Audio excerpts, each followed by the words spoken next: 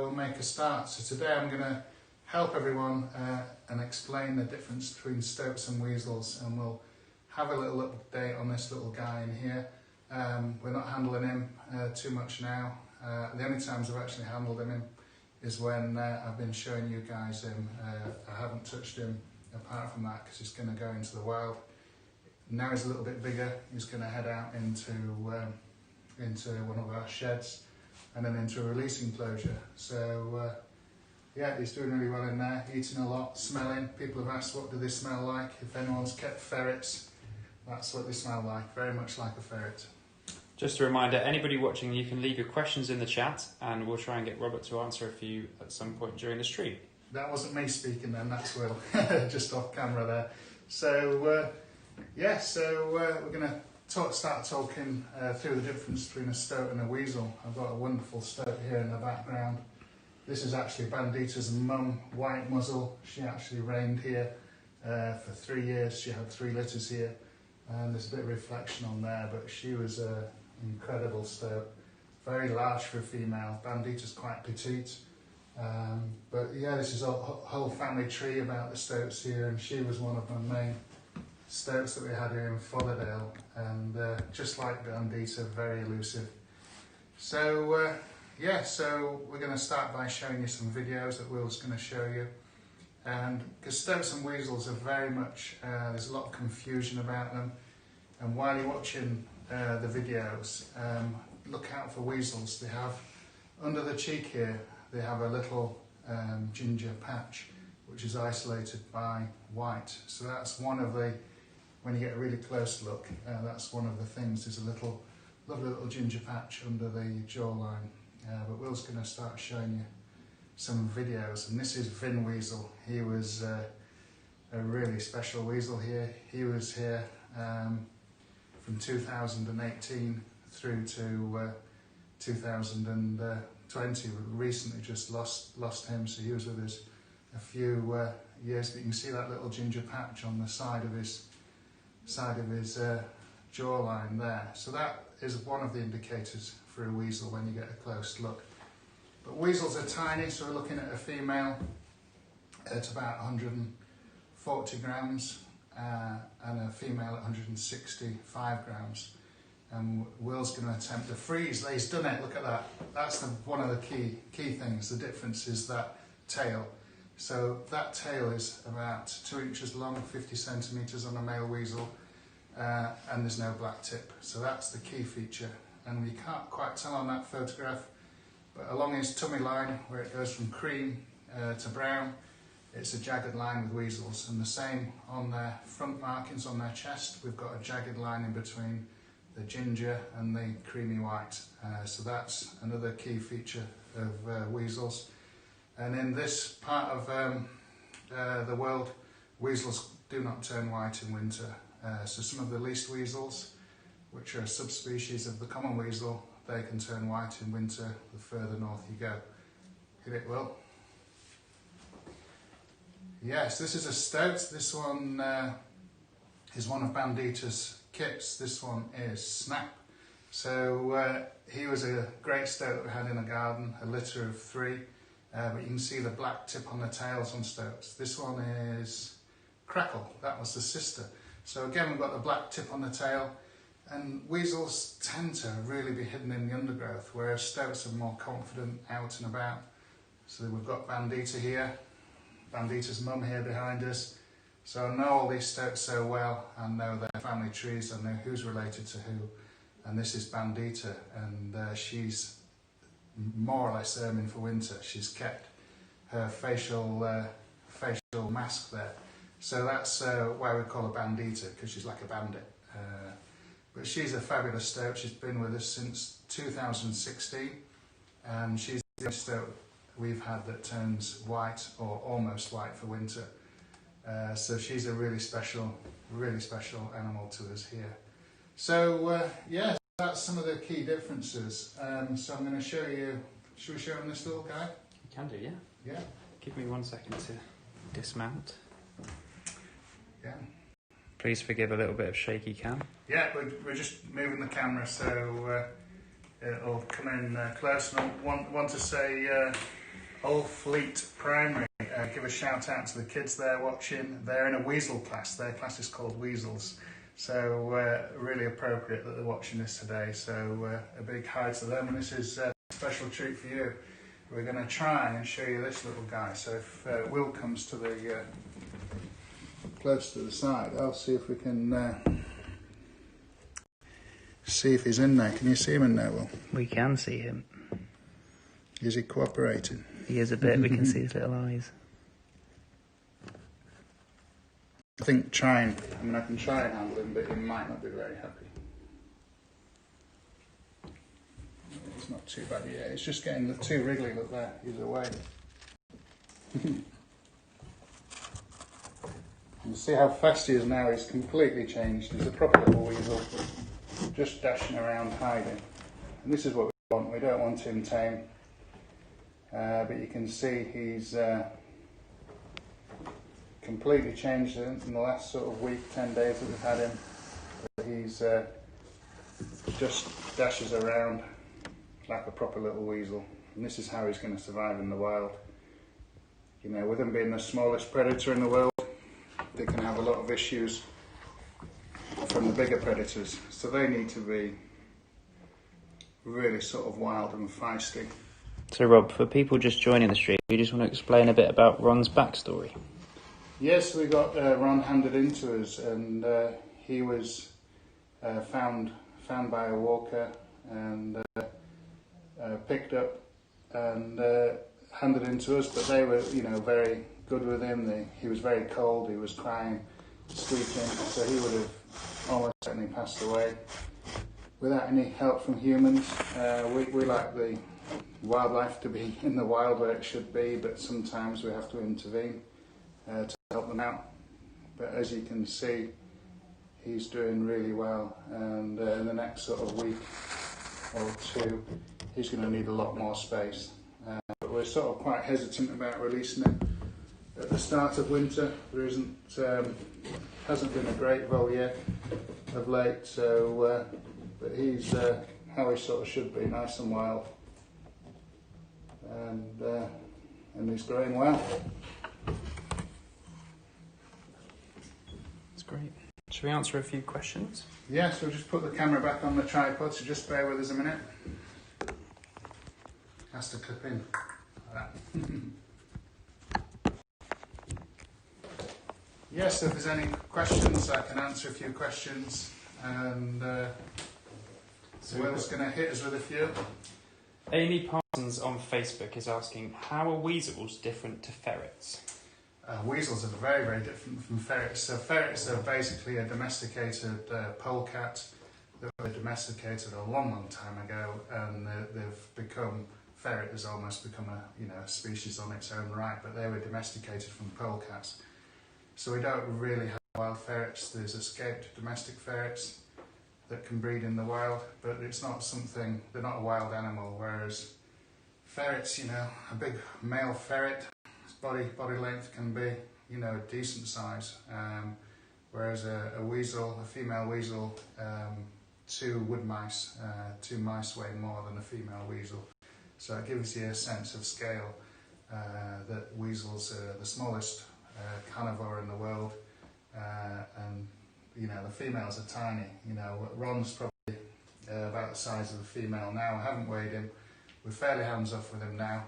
He's just eating, doing his thing in there, and he's going to be moved into a bigger, it's first of all going to go out to the shed now. He's no danger of him getting cold, plenty of food in him, and then we're putting him out in a release enclosure to be released either in the winter, see how our winter goes, but it could be then the spring that we're releasing, early part of the spring, just to get him past the winter. So Victoria B on YouTube asks, are weasels solitary animals, or do they live in communities? Weasels are fairly solitary. They come together to mate and breed, and that's very rough and tumble. But having watched them really, really closely, weasels and stoats, there's more to these relationships. They're very solitary, but they actually do know each other, and they do know their neighbouring weasels, and there's rivalry battles and things that commence.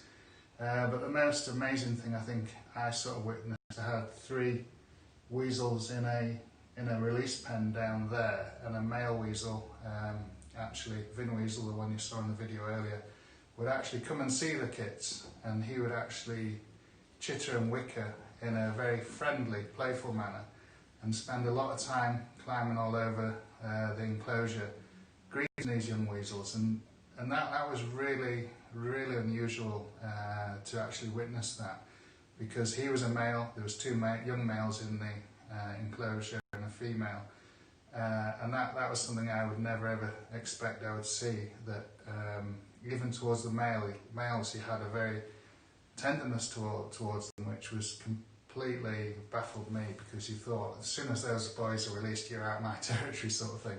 So that was just remarkable to see that. That's really great, because Miss M was actually asking, is there any care from males after birth? And I think you've answered some of that there. Yeah, so there isn't really, the males mate the female weasels and then they're sort of out of there.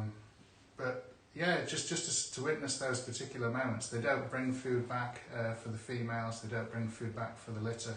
Sometimes males will try and woo a female, especially with stoats, that they may bring a prey item towards a female stoat before they mate. But it's all it's just literally about the mating rights, rather than helping the kits out later on. So let's show another video now, and then we can answer a few more questions. Oh, you're gonna like this one. Yeah, this is a nice video. So this is a weasel that we had handed in to us, and we released him into the garden. And so this is Bandita coming to meet Horace, who was called. He was named after the person who found the weasel.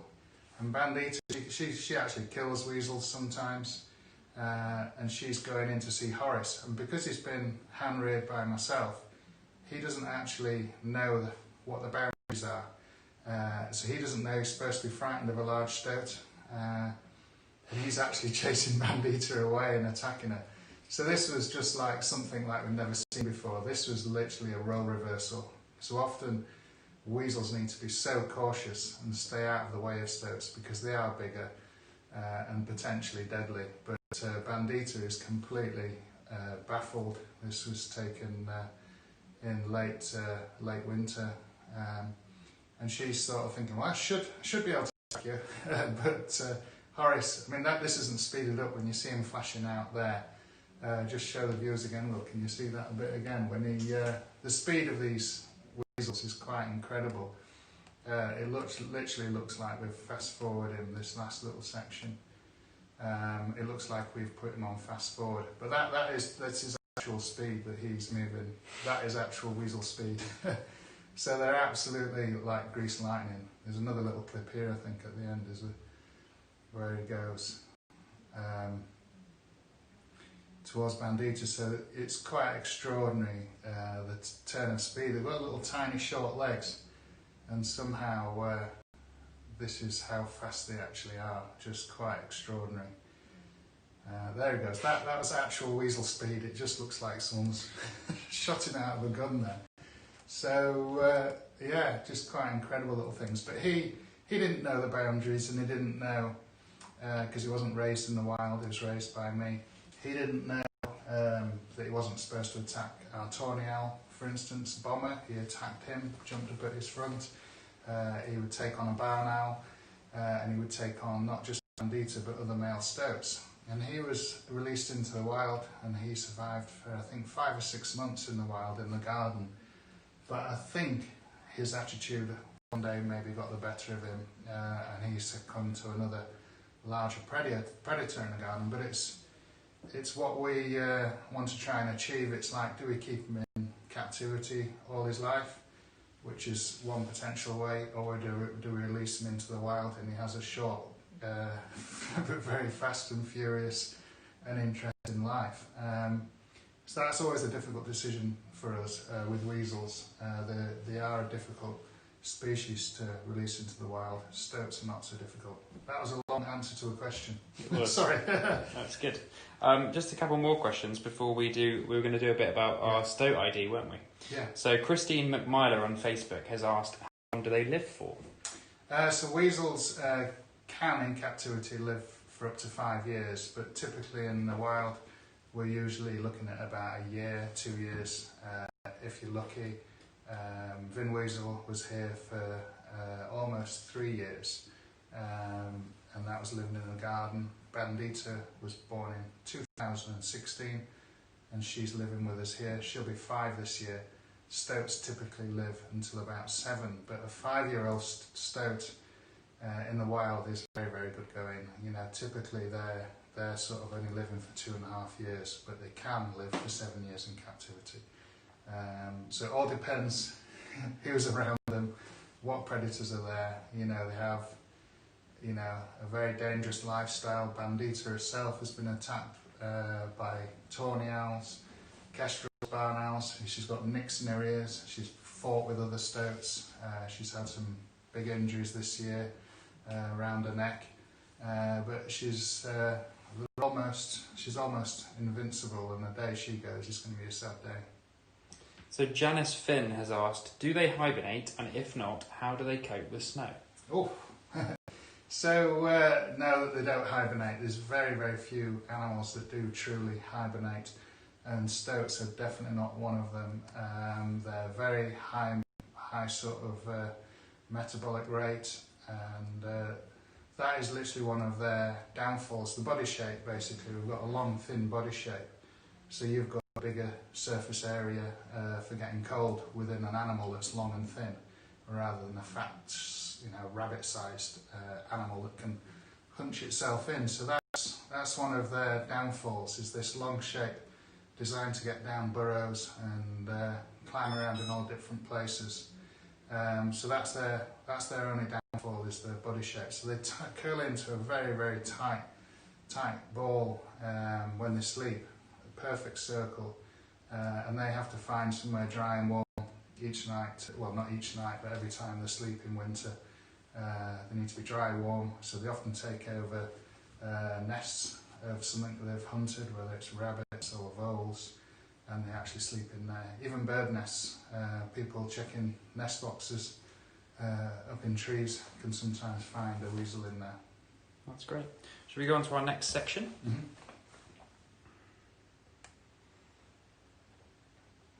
So here's a few images. Yeah, so I'm going to just run through a few images and sort of show you how I can tell the difference between stoats. So this is white muzzle, and on her muzzle, she's up here behind me here as well, she's got a very distinct sort of jagged line on her left side here. So I can tell them apart by either the muzzles or the white flecks or any injuries. So that was white muzzle, and these are all photographed in the same place. So she is Bandita's mum, and this is Sergeant Pepper. He's a big, you know, quite, I don't know exactly how old he is, but I'd say he's at least 3 that male, very dark nose. So he's Sergeant Pepper after his peppercorny nose. So these were all in 2016. These photographs were taken of just the 5 stoats, or 5 stoats and a weasel had in the garden at the time. And this is Fury. He's the son of White Muzzle again, and you can see he's got a really young, sort of fresh face, little pink nose. So this is taken in autumn, so this is his first autumn. And this is a formidable stoat. This is Mr. T. And again, we've got these little markings underneath his eyes and on his nose, and his paws as well. We can often tell who's who by the actual how much brown comes over the toes as well. So he was quite a formidable stoat. He was Sergeant Pepper's rival. And this is one I hand-reared. I'm trying to remember his name. Dash, yeah. Flash, that was it. I had Dash and Flash at the same time. I've had 50 or so name stoats in the garden over the years, and this is one of the first ones I hand-reared and released into the wild. And again, just like the stoats I had this year, I ended up with 2, and this was 2 males that year. And these 2 guys were in the release enclosure, very similar setup to this year, and we released them both into the garden. And I thought having stoats that I was involved in hand rearing and then releasing into the garden, that I would have some easy stoats to photograph. And these two, once I released them, were really, really wary. But that's sort of a credit to the work that we do here, that they were proper wild little stoats by the time we released them. And this is dark muzzles. This is white muzzle's daughter. Very unusual little stoat, this one. She was tiny and she almost has a really pointy features. So she never really held territory here properly, but she would always come in and then away, come in and snatch food and then disappear out. So she was a mini little stoat. But she knew this place, there was a free handout of food, and she would run the gauntlet of coming back, brave enough to pass her mother, which was much bigger, and the other stoats in the garden. She used to actually live in the valley behind us here, so I would actually be fascinated to see how far they went and how far they would travel. But she would maybe disappear for months, and I would think I'd never see her again, and then one day she would come back again. But you know, I absolutely love this little stoat. And then we're back to white muzzle, Bandita's mother. So you can see how I tell the difference. We've got different amounts of white around the muzzle. Sometimes there's a little moustache underneath the nose there, and that has a different shape to it. So on Bandita, white muzzle, she's got a little, almost like a little slur of brown heading off this way in her muzzle. So that's how I tell them apart. But you can see really easily to a non-untrained eye, we've got a lot of individual animals here. And did we have a weasel? Yeah, so this is showing you the difference of like a headshot in general. So we've got the weasel there and the stoat. So this is a male stoat, which is the larger of the two, and a female, a male weasel, a male weasel and a female stoat. So it'd be quite good to have a male and a male. But these two shows you the difference. So stoats in general, more pronounced ears. Weasels tend to be more ginger in colour. But yeah, I mean, just fabulous little animals. And I started this journey with stoats and weasels back in 2014, I think. And I've been watching them virtually. I don't think I've gone through many days where I've not watched stoats and weasels. And before I started this journey, they were the most difficult animals to film and to photograph in the wild. And now, I mean, this room is just full of pictures of stoats and weasels. And you know, it's become a massive part of my life, really, watching stoats and weasels. So, any more questions, Will? Have we handled most of the questions? We've got maybe two more. Yeah. I think maybe you've covered some of this. Kathleen Lambert on YouTube asks, do the weasels recognise you? Yes, definitely. So, Vin Weasel in particular, that he would actually sometimes shadow me in the garden as I went round putting food out. And sometimes I could get him within a metre or two of me. So yeah, the more I work with weasels, they're much more easy to work with than, say, a stoat. Bandita has been here, she was born here. I've provided her food for quite a few years, but she's still as wary as ever to film and to photograph. She's wildy. Whereas weasels, they 100% recognise me. Stoats recognise me, but they're harder to study and to film. Whereas weasels, they're harder in some respects because they're all in the undergrowth and they don't really like to come out into the open too much. But yeah, they definitely know who I am. They know I'm a friend rather than foe. But Bandita, I've never been able to bridge that gap where she accepts me, sort of thing. If I do any work with the cameras and things, if she's near the nest, she can just move the kits, you know, before I've even thought about going down to clean a camera or something. So you've got to be really careful, whereas weasels are much easier to work with. So a final question, is it easy to spot weasels in the wild? And that comes from Shady Lady on YouTube. Very very simple answer to that is no, it's not. So weasels and the stoats are quite tricky to see in the wild. Weasels are very tricky because they're very much in the undergrowth because they hunt voles, but they don't like to be out in the open because they can become food themselves from owls, from buzzards and other predators.